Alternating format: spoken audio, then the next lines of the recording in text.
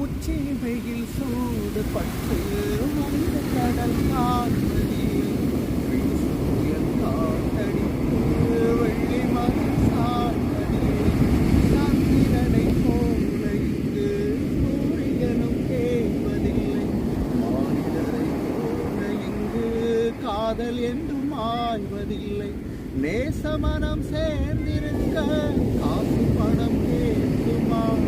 பேசுகின்ற வேகமெல்லாம் பாசங்களை காக்குமா